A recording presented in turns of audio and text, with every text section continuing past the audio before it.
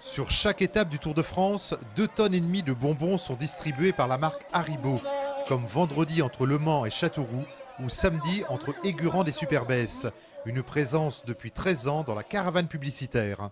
On peut voir sur le bord des routes que le fait de distribuer des bonbons, d'être visible par à peu près 15 millions de personnes sur la totalité du Tour de France, nous apporte vraiment un capital sympathie auprès du public.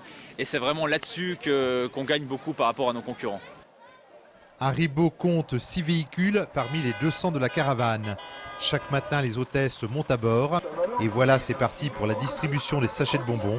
Sur les 3 semaines du Tour, 1,5 million d'unités seront lancées au public. En général, on doit surtout viser les pieds des gens pour éviter que ça leur arrive dans la figure et qu'ils aient mal. Mais après, en général, quand il y a des barrières ou qu'il y a vraiment beaucoup de monde, on leur envoie des énormes poignées qu'on envoie en l'air. Le public, bien sûr, attend la distribution de cadeaux. 30% d'entre eux, d'ailleurs, viennent voir le Tour uniquement pour la caravane. Ça permet d'attendre les coureurs, c'est moins long. Ça anime bien, c'est intéressant, on voit beaucoup de choses. Il y a de la couleur. Il y a de la couleur, c'est bien, c'est vivant. Le défilé s'étend sur 20 km et le spectacle dure 45 minutes. Pour obtenir des cadeaux, une seule technique. Faut tendre la main.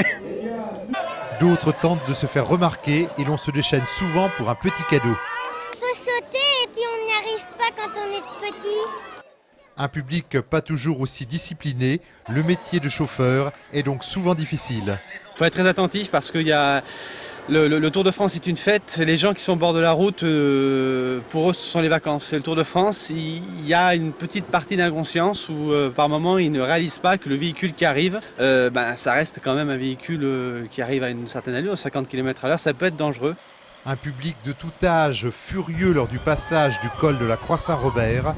Situé dans une réserve, la distribution de tout objet publicitaire y est interdite.